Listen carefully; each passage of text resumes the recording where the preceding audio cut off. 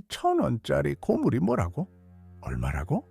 남대문 시장 바닥에서 건져 올린 그 작은 고물이 백화점 감정사를 충격에 빠뜨렸습니다. 그 안엔 값을 매길 수 없는 보물이, 그리고 한 노인의 잊혀졌던 삶이 숨겨져 있었습니다. 무너진 가족, 뒤늦게 찾아온 명예, 그리고 마지막에 그가 내린 단 한 번의 선택. 이것의 진짜 정체는 무엇이었을까요? 마음을 울리는 이 이야기를 끝까지 확인해 주세요. 구독과 좋아요, 그리고 어디서 보고 계신지도 댓글로 남겨주세요. 여러분의 관심이 다음 이야기를 만듭니다. 칼날 같은 새벽 공기가 얼굴을 핥히는 시간. 남대문 시장의 좁은 골목길은 아직 잠에서 깨어나지 않은 채 어둠 속에 숨죽이고 있었습니다. 낡아서 간간히 깜빡이는 가로등에 누런 불빛 아래 제 그림자가 초라하게 늘어져 있었습니다. 저는 꼭 쥔 손이 얼얼해지는 추위에도 매일 그랬듯 녹슨 보온병에서 따르는 보리차한 모금을 떨리는 입술로 홀짝였습니다. 목구멍을 타고 내려가는 미지근한 액체가 가슴에 닿기도 전에 천에 빼앗겨 사라지는 느낌이 들었습니다. 또 하루가 시작되는구먼. 저는 남대문 시장에서 40년째 옷을 팔고 있는 사람입니다. 70을 훌쩍 넘긴 저의 손가락 마디마디는 수십 년간 시장 바닥에서 새벽 이슬을 맞으며 시린 겨울과 작별했고, 이젠 관절염으로 휘어진 채 굳어져 버린 지 오래였습니다. 3번 출입구 쪽, 사람들의 발길이 드문 구석진 골목에서 저는 어둠이 걷히기도 전에 좌판을 펼쳤습니다. 비닐 덮개를 걷어내는 순간 살갗을 파고드는 찬바람이 더욱 날카로워져 뼛속까지 시려왔습니다. 어제와 똑같고 내일도 별반 다르지 않을 하루. 그날도 그저 그런 하루가 될 줄 알았습니다. 헌옷을 한 벌 한 벌 정성스레 펼쳐놓던 중 문득 시선이 옆 고물상으로 쏠렸습니다. 최 씨가 이른 아침부터 잡동사니를 쏟아붓고 있었습니다. 최 사장, 오늘은 뭐 좋은 거 들어왔수? 최 씨는 이미 담배 한 개비를 입에 물고 있었고, 그의 털모자 아래로 보이는 얼굴은 피곤함에 절어 있었습니다. 그는 무심하게 턱짓으로 낡은 플라스틱 바구니를 가리켰습니다. 뒤져봐요. 다 철거한 집에서 나온 쓰레기 같은 것들이지만. 호기심에 이끌려 저는 바구니 앞에 쪼그리고 앉았습니다. 손끝이 얼어붙는 느낌이었지만 어쩐지 뭔가를 찾아야 한다는 강박적인 충동이 일었습니다. 바구니 속엔 달아빠진 단추들, 구부러진 옷핀, 녹슨 금속 조각들이 무질서하게 뒤섞여 있었습니다. 그런데 그 순간 묘한 직감이 저를 사로잡았습니다. 심장이 갑자기 빠르게 뛰기 시작했고, 손이 저도 모르게 바구니 깊숙한 곳을 파고들었습니다. 차가운 감촉이 손끝에 느껴졌습니다. 무엇인지 알 수 없는 금속 물체를 집어들었습니다. 녹슨 반지였습니다. 투박하고 두꺼운, 누군가의 굵은 손가락을 위한 것 같은 반지. 표면은 거칠고 녹으로 뒤덮여 있었지만 손에 쥐는 순간 이상하게도 제 손바닥에 꼭 맞는 무게감이 느껴졌습니다. 심장이 쿵하고 내려앉는 듯한 느낌이 들었습니다. 이것은 단순한 고물이 아니라는 직감이 온몸을 전율케 했습니다. 이거 얼마예요? 제 목소리가 떨리고 있었습니다. 최 씨는 담배 연기를 내뿜으며 흘깃 바라보더니 무심하게 대답했습니다. 1,000원이면 가져가셔요. 그저 쓸모없는 녹슨 고물일 뿐인데. 1,000원. 요즘 세상에 1,000원이면 뭘 살 수 있을까요? 편의점 커피 한 잔도 안 되는 금액이었습니다. 그런데 어째서인지 주머니에서 1,000원짜리 지폐를 꺼내는 제 손은 보물을 발견한 사람처럼 미세하게 떨리고 있었습니다. 가슴 깊은 곳에서는 이 반지가 평범한 물건이 아니라는 강렬한 예감이 솟구쳤습니다. 여기요. 구겨진 1,000원짜리를 건네며 말했습니다. 최 씨는 무관심하게 돈을 받아 주머니에 구겨 넣었습니다. 저는 반지를 손바닥 위에 올려놓고 한참을 바라보았습니다. 새벽빛이 반지의 한 부분을 스치자 녹이 덮인 틈새로 미세하게 금빛이 반짝였습니다. 그 찰나의 빛이 제 가슴을 뜨겁게 달구었습니다. 그때는 알지 못했습니다.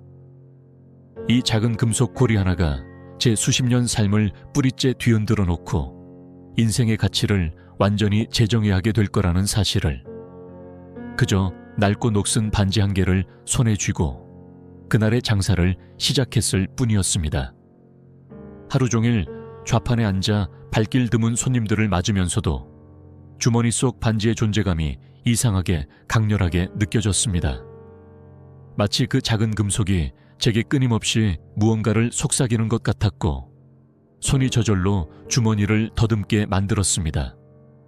해가 시장의 지붕 위로 기울고 저녁에 찬바람이 골목길을 휘몰아칠 때 저는 그날의 초라한 수입을 세어보며 반지를 다시 꺼내 들었습니다. 날이 저문 시장의 희미한 불빛 아래서 그 반지는 아침과는 전혀 다른 모습으로 보였습니다. 마치 오랜 잠에서 깨어나려는 듯 적막한 어둠 속에서 비밀스럽게 속삭이는 것만 같았습니다.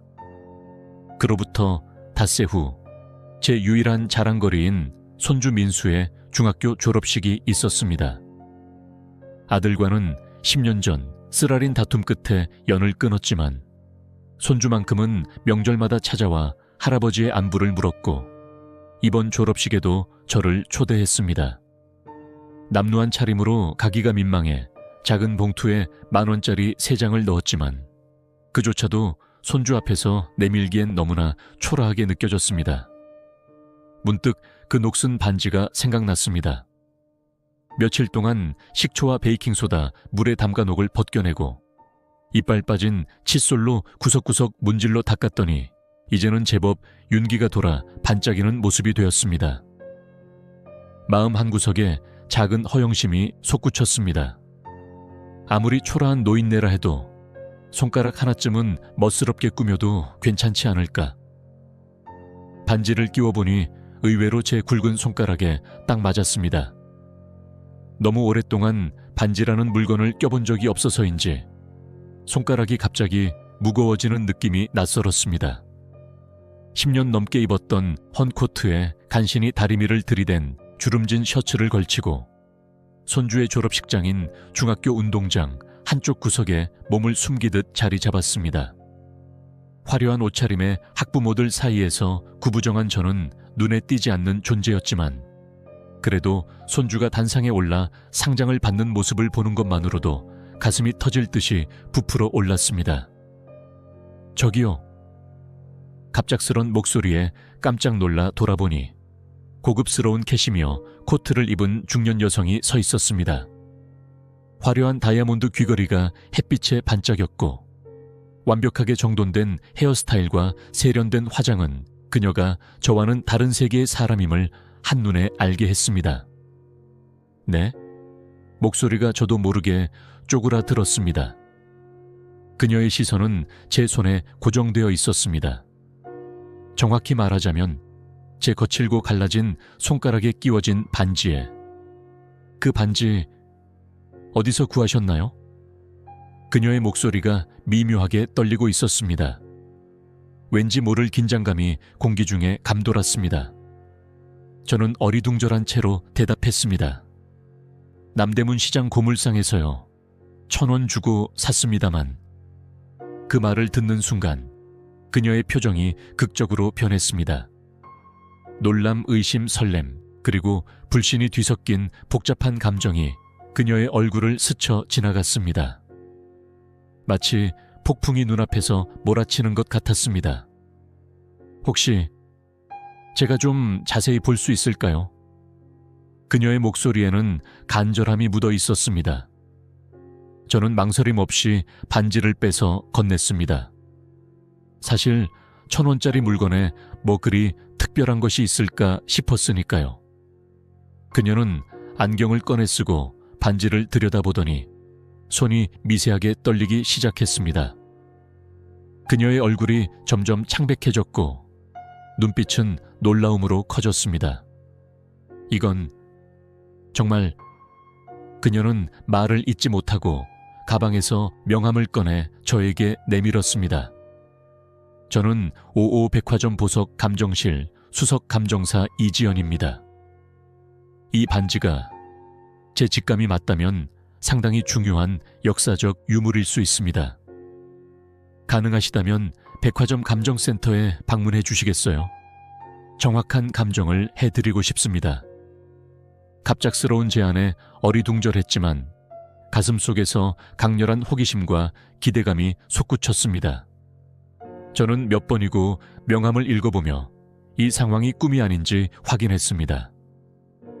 사흘 후 평생 발을 들여놓은 적 없는 고급 백화점의 특별 감정센터 문을 두드렸습니다. 반들반들한 대리석 바닥과 수정 샹들리에가 빛나는 내부는 저의 낡은 옷차림과 너무나 대비되어 가슴이 조여들었습니다. 주변의 시선이 따갑게 느껴졌지만 이지연 감정사는 친절하게 저를 맞아주었습니다. 반지 가져오셨나요? 그녀의 목소리에는 기대감이 넘쳤습니다. 심장이 터질 듯이 뛰는 것을 느끼며 조심스럽게 손수건에 쌓은 반지를 꺼내 건넸습니다.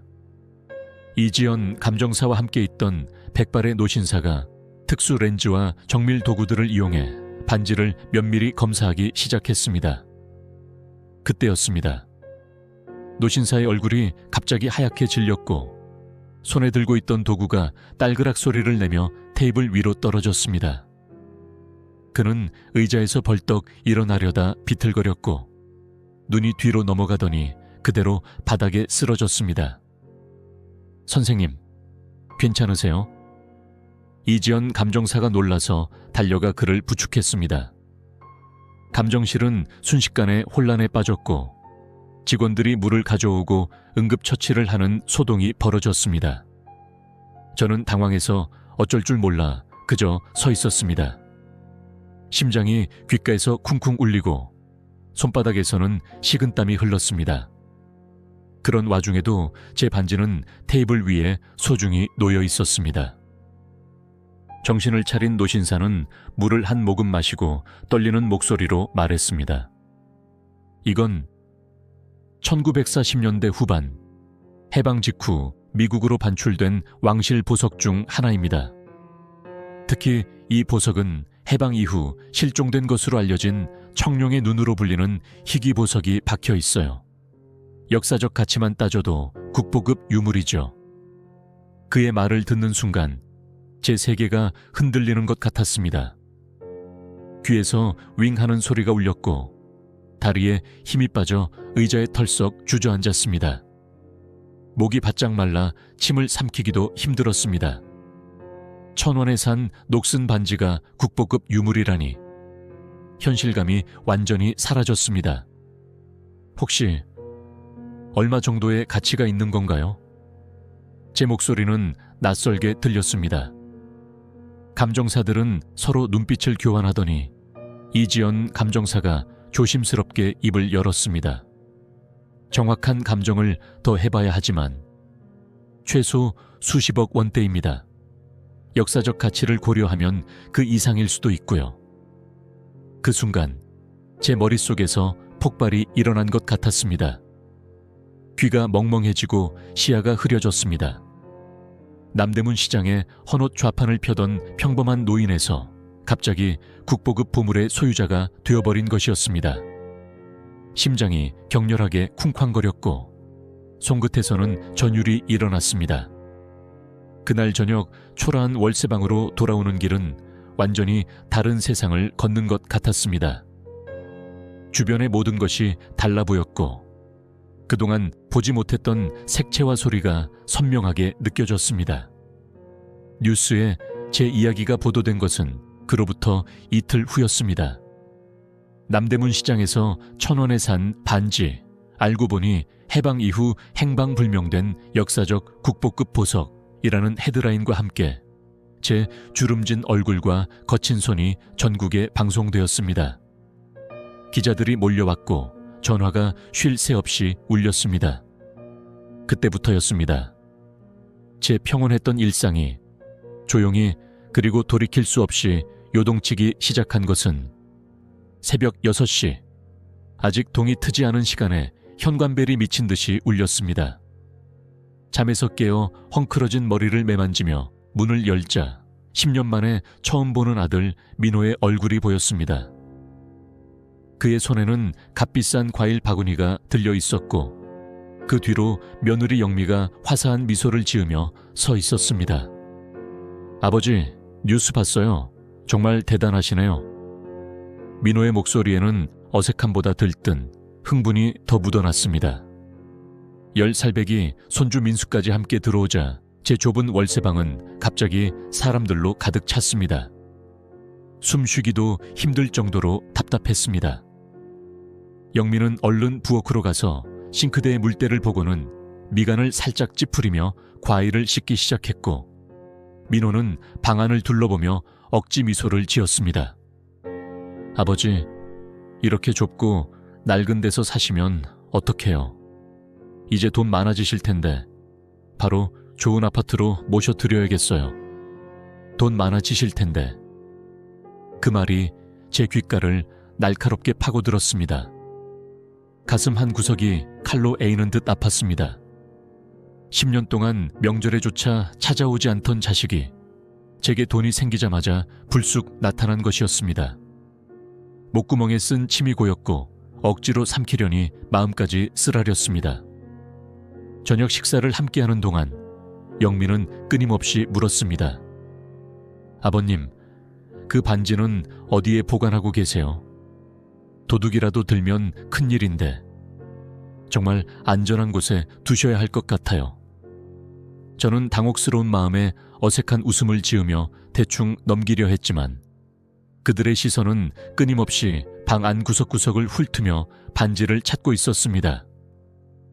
마치 사냥개가 먹이를 찾듯 그들의 눈빛은 날카롭고 집요했습니다.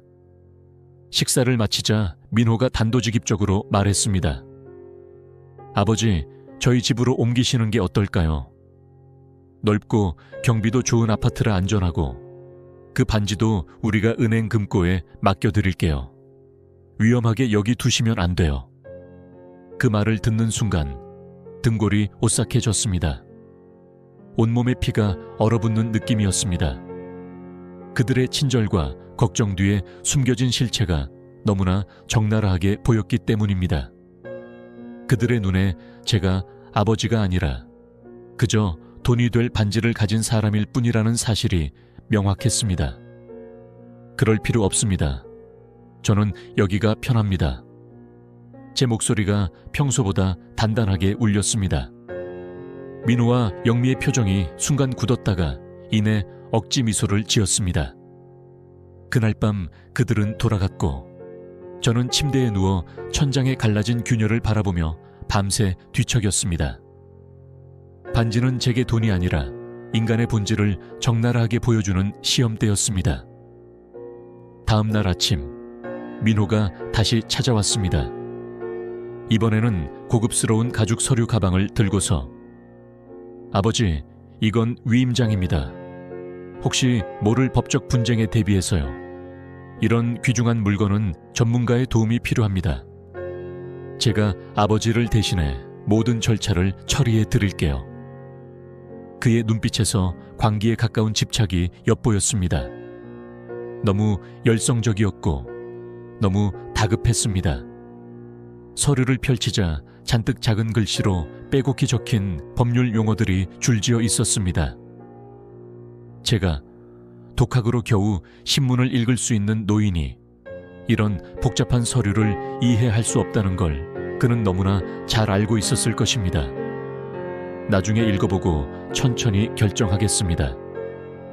제 단호한 말에 민호의 입술이 경련하듯 떨렸습니다.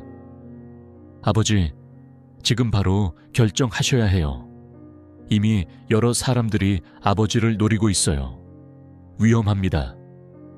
민호의 목소리가 날카롭게 솟구쳤습니다. 그의 입에는 땀방울이 송글송글 맺혔고 손은 서류를 꽉 쥔 채 떨리고 있었습니다. 그 모습에서 저는 인간의 가장 추악한 본성을 보았습니다. 제 아들의 얼굴에 드러난 적나라하고 파괴적인 탐욕을. 내가 결정할 테니 먼저 가보게. 문을 닫자마자 다리에 힘이 풀려 그대로 주저앉았습니다. 가슴이 납덩이처럼 무겁게 내려앉았고 숨을 쉴 때마다 갈비뼈 사이가 찢어지는 듯 아팠습니다. 창밖으로 보이는 하늘은 여전히 푸르렀지만 제 마음속은 검은 폭풍우가 몰아치고 있었습니다. 눈물이 눈가에 고였지만 흘리지 않기 위해 이를 꽉 물었습니다. 저는 천천히 장롱 깊숙한 곳에서 반지를 꺼내 바라보았습니다. 그 작은 금속 물체가 제게 가져다 준 것은 부가 아니라 쓰디쓴 깨달음과 배신의 상처였습니다. 그날 밤 저는 떨리는 다리로 집을 나섰습니다. 목적지는 남대문 뒷골목에 있는 작은 법률사무소. 시장에서 수십 년간 알게 된 유일한 믿을 수 있는 전문가인 김 변호사를 찾아갔습니다. 어르신, 무슨 일이세요? 이 늦은 시간에? 김 변호사는 놀란 눈으로 저를 맞이했습니다. 형광등 불빛 아래 그의 사무실은 초라했지만 그곳에서 저는 이상하게도 안정감을 느꼈습니다. 저는 떨리는 목소리로 제 이야기를 풀어놓았습니다. 반지의 발견, 그 역사적 가치, 그리고 갑자기 나타난 가족들의 돌변한 태도까지. 변호사님, 저는 제 가족을 다시 보게 됐습니다. 그들 눈에는 제가 없어요. 오직 반지, 돈만 있지요. 목소리가 갈라졌습니다. 분노가 아니라 슬픔, 깊고 검은 배신감에 목이 메었습니다. 눈물이 뺨을 타고 흘러내렸지만 닦을 힘조차 없었습니다. 김 변호사는 침착하게 제 이야기를 경청한 후 부드럽게 손을 내밀어 제 어깨를 토닥였습니다. 이건 자필 진술서입니다. 반지에 대한 모든 결정권은 오직 어르신에게만 있다는 내용을 명확히 적으세요. 떨리는 손으로 펜을 쥐고 제 의지를 종이에 새겼습니다. 글씨는 삐뚤빼뚤했지만 제 마음만큼은 단단했습니다. 침묵은 동의가 아니다. 내 삶의 주인은 오직 나다. 법률 사무소를 나서는 길, 갑자기 하늘에서 비가 쏟아지기 시작했습니다. 차가운 빗물이 얼굴을 때리고 옷을 흠뻑 적셨지만 이상하게도 제 마음은 오히려 맑아지는 느낌이었습니다. 몸은 젖었지만 영혼은 씻겨 나가는 듯 했으니까요. 그로부터 사흘 후 새벽녘에 눈을 떠보니 뭔가 이상했습니다. 방 안의 공기가 달랐고 미세하게 뒤틀린 장롱 모서리와 살짝 어긋난 서랍이 눈에 들어왔습니다. 심장이 미친 듯이 뛰기 시작했고 숨이 가빠졌습니다. 식은땀이 등을 타고 흘러내렸습니다.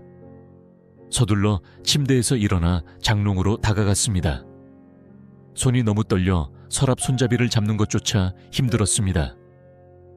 반지를 감춰둔 작은 천 주머니를 꺼냈습니다. 주머니는 그대로였지만 손끝으로 만져보자 이전과 다른 감촉이 느껴졌습니다. 심장이 목구멍까지 차오르는 것 같았습니다.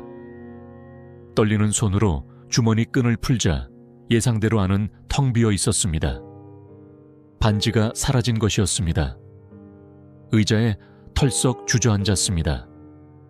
다리에 힘이 빠지고 온몸이 추운 겨울바람에 얼어붙은 것처럼 차가워졌습니다.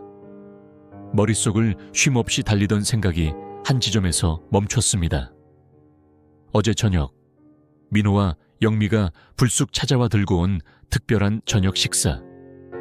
영미가 방이 너무 지저분하다며 침대 시트를 갈아 끼우던 모습.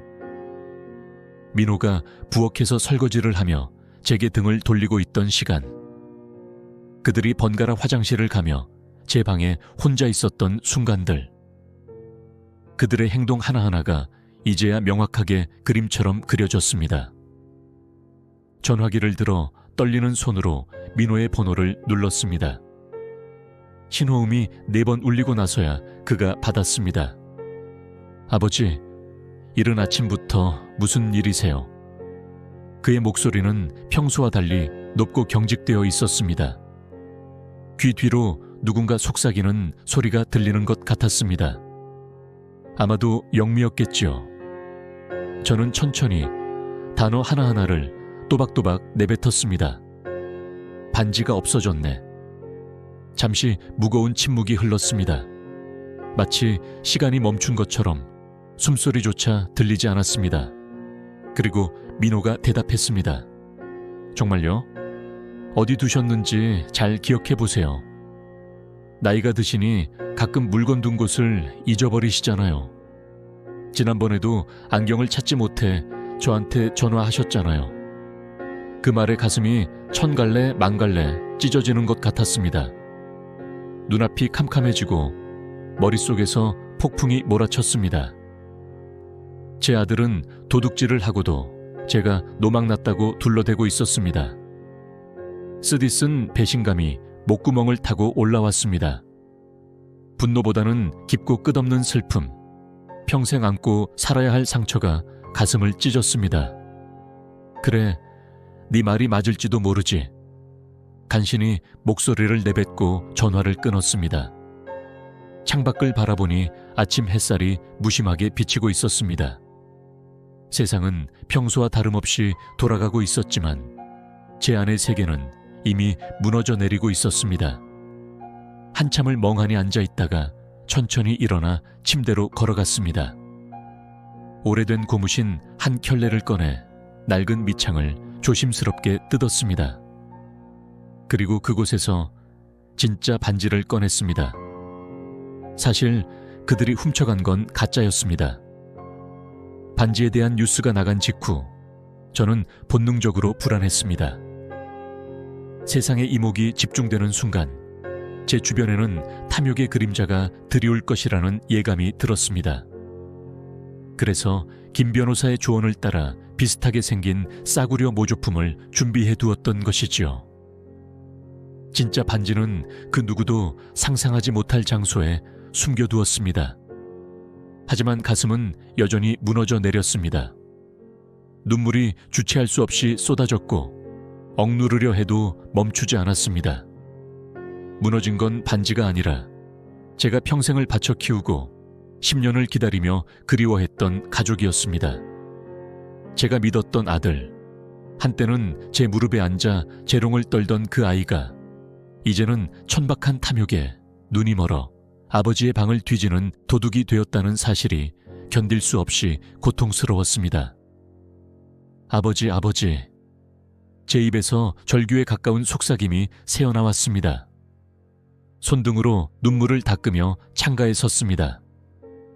밖에서는 행인들이 분주히 오가며 평범한 하루를 시작하고 있었습니다. 그들은 몰랐을 것입니다. 이 작은 방 안에서 한 노인의 마지막 희망이 산산조각 나고 있다는 것을. 밤새 잠을 이루지 못했지만 이상하게도 마음은 평온해졌습니다. 마치 오랜 병이 끝내 악화되어 죽음을 받아들이는 순간에 그 초연함 같았습니다. 그날 밤 잠들기 전 저는 결심했습니다. 반지가 가져온 것은 행운이 아니라 저주였습니다.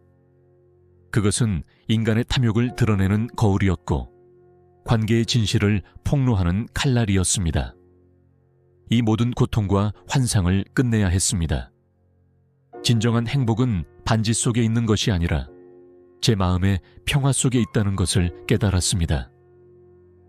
반지 사건이 언론에 대대적으로 보도된 지 2주 후 예상치 못한 전화가 걸려왔습니다.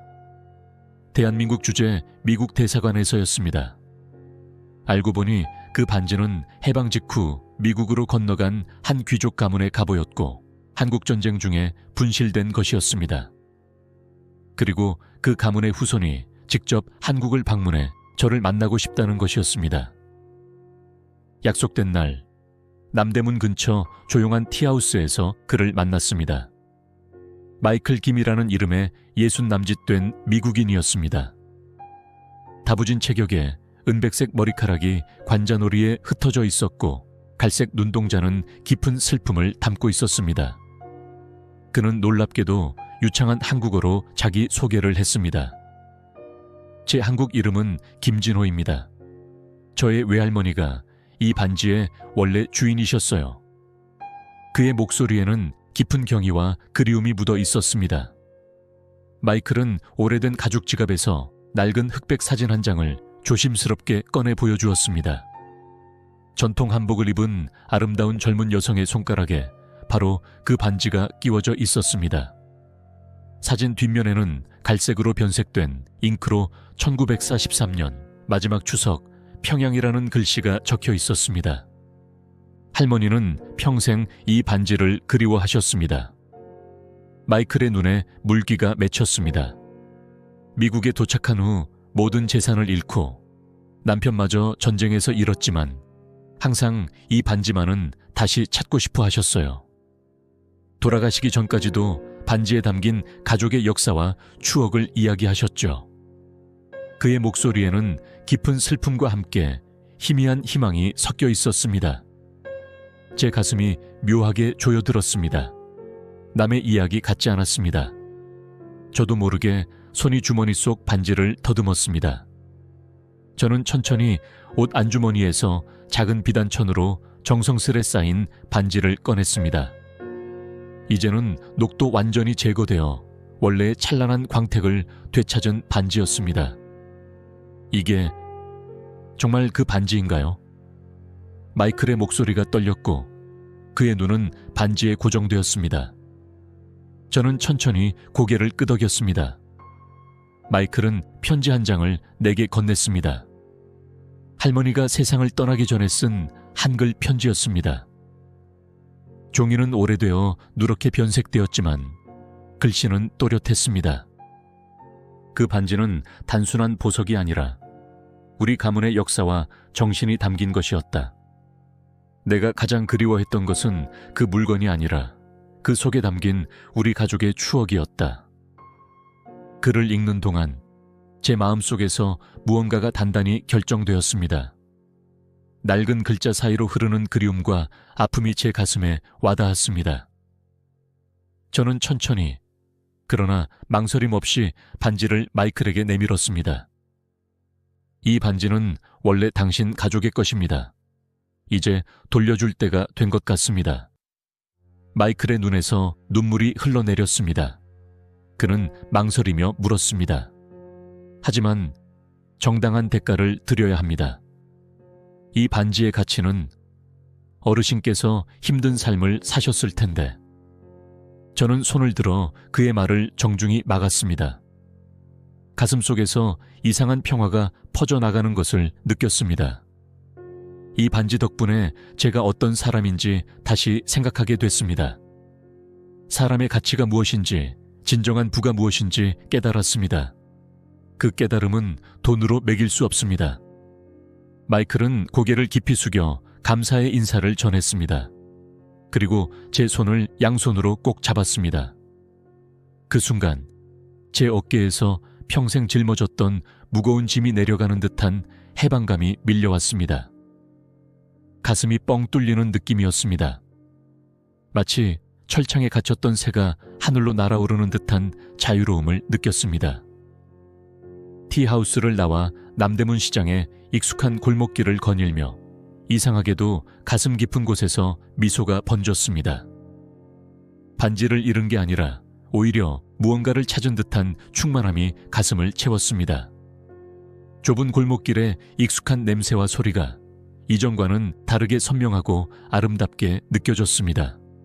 제 삶에 다시 평화가 찾아온 것 같았습니다. 반지를 돌려준 지 한 달, 이제 저는 다시 남대문 시장 골목에서 헌옷 좌판을 펴는 평범한 일상으로 돌아왔습니다. 하지만 주변 사람들의 시선은 완전히 달라졌습니다. 제가 지나갈 때마다 경외심 어린 수군거림이 들렸습니다. 저기 가는 분이 그 반지 어르신이야. 1,000원 주고 사서 수십억짜리 반지를 원래 주인에게 돌려줬대. 대단하지 정말. 나라면 절대 못했을 거야. 그들은 여전히 제 손가락을 주목했지만 이제 그곳에는 아무것도 없었습니다. 텅 빈 손가락이 오히려 더 자유롭고 가벼웠습니다. 아이러니하게도 반지가 없어진 지금에서야 저는 제가 누구인지 진정으로 깨달았습니다. 물건이 아닌 선택으로 정의되는 사람. 그것이 진정한 제 모습이었습니다. 그날 오후 좌판에 앉아 헌옷을 정리하고 있는데 며느리 영미가 찾아왔습니다. 그녀의 얼굴은 창백했고 눈은 붉게 부어 있었습니다. 어제까지 울었던 흔적이 역력했습니다. 아버님, 그녀의 목소리가 갈라졌습니다. 정말 죄송합니다. 저는 묵묵히 그녀를 바라보았습니다. 분노도 미움도 느껴지지 않았습니다. 그저 깊은 연민만이 가슴을 채웠습니다. 그녀는 주머니에서 작은 천으로 쌓인 물건을 꺼내 떨리는 손으로 내밀었습니다. 바로 그들이 훔쳐간 가짜 반지였습니다. 민호가 저희가 너무 욕심을 부렸어요. 정신이 나갔었나 봐요. 반지 감정을 받으러 갔는데 가짜라는 걸 알게 됐어요. 처음에는 아버님이 속이셨다고 화가 났는데 돌아보니 저희가 얼마나 추하게 굴었는지 깨달았어요. 영미의 눈에서 눈물이 주체할 수 없이 흘러내렸습니다. 저는 천천히 그 반지를 받아들었습니다. 작고 차가운 금속고리가 손바닥에 놓였지만 이제는 아무런 무게감도 느껴지지 않았습니다. 알고 계셨죠, 아버님? 이게 가짜라는 걸, 그리고 저희가 훔쳤다는 것도. 저는 담담하게 대답했습니다. 진짜 반지는 이미 원래 주인에게 돌려줬습니다. 반지는 잃었지만 저는 제 사람됨을 지켜냈습니다. 그 말에 영미가 처음으로 고개를 깊이 숙였습니다. 진심 어린 참회의 눈물이 그녀의 뺨을 타고 흘러내렸습니다. 저는 떨리는 손을 뻗어 그녀의 어깨에 가볍게 얹었습니다. 가족이란 건 어떤 보물보다 더 소중한 것이요. 그걸 잊지 말게. 영미는 흐느끼며 고개를 끄덕였고 떠나기 전 민수가 할아버지 너무 보고 싶어 해요. 이번 주말에 함께 찾아뵐게요. 라는 말을 남겼습니다. 처음으로 그녀의 목소리에 진심이 담겨 있었습니다. 그날 밤 오랜만에 깊고 평온한 잠을 청할 수 있었습니다. 꿈속에서도 가슴이 따뜻했습니다. 이튿날 새벽녘에 좌판을 펴고 있는데 고물상 최 씨가 다가왔습니다. 그의 손에는 따끈한 어묵 국물이 담긴 종이컵이 들려 있었습니다. 그 반지 결국 돌려줬다면서. 돈 한 푼 안 받고. 미쳤소. 수십억이 넘는 걸. 최 씨의 목소리에는 믿기지 않는다는 어조가 묻어 있었습니다. 저는 어묵 국물을 한 모금 마시며 빙그레 웃었습니다. 그 따뜻함이 몸속 깊은 곳까지 스며드는 느낌이었습니다. 돈보다 더 값진 것도 있어. 뭐가요? 이 추운 날 배고픔, 아님 늙어서 병든 몸뚱아리. 최 씨는 믿을 수 없다는 듯 고개를 절레절레 흔들며 되물었습니다. 자유요. 그리고 마음의 평화. 저는 확신에 찬 목소리로 대답했습니다. 최 씨는 고개를 절레절레 흔들며 돌아갔지만 제 마음은 그 어느 때보다 편안했습니다. 제 인생 황홍이에 찾아온 이 작은 모험은 단순한 금전적 가치의 이야기가 아니었습니다. 그것은 선택과 인간성, 그리고 진정한 삶의 가치에 관한 깨달음이었습니다. 해질 무렵 시장 좌판을 정리하고 따끈한 보리차 한 잔을 마시며 붉게 물든 하늘을 바라보았습니다. 주머니 속에는 민수에게 줄 작은 선물, 오래된 우표 컬렉션이 들어있었습니다. 가난한 할아버지지만 이제는 진짜 보물이 무엇인지 알려줄 수 있을 것 같았습니다. 텅 빈 손가락을 문지르며 속으로 미소 지었습니다. 복이란 건 손가락에 끼는 화려한 반지가 아니라 바른 선택을 할 수 있는 용기와 자유였습니다. 마음의 평화를 지키는 것, 그것이 진정한 부였습니다. 반지는 저 멀리 본래의 주인에게 돌아갔지만 제 인생은 그 어느 때보다 풍요로워졌습니다. 잃어버렸던 가족의 의미를 다시 찾았고 제 자신의 진정한 가치를 깨달았으니까요. 어둠이 내리는 남대문 시장을 천천히 걸으며 저는 처음으로 진정한 부자가 된 기분을 느꼈습니다. 주머니는 가벼웠지만 제 가슴은 그 어느 때보다 충만했습니다. 손가락에는 아무것도 없었지만 이제 저는 진정으로 자유로워졌습니다. 세월이 흘러도 진정한 보물은 결국 마음속에서 찾게 됩니다. 이 이야기를 듣고 있으면 문득 이런 생각이 들어요.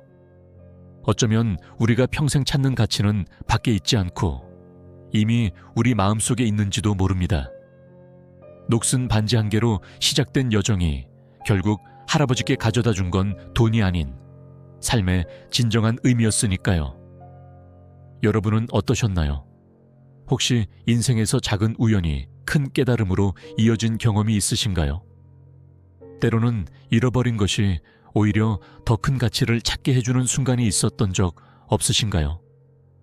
지금 이 영상을 어디서 보고 계신가요? 댓글로 알려주세요. 구독과 좋아요를 눌러주시면 매일 저녁 7시 이처럼 가슴 한켠에 오래도록 남을 따뜻한 이야기들을 가장 먼저 만나보실 수 있어요. 여러분의 한 번의 클릭이 더 많은 감동 스토리를 세상에 전하는 힘이 됩니다. 여러분의 마음에도 오늘 하루 잔잔한 여운이 오래도록 남기를 바랍니다.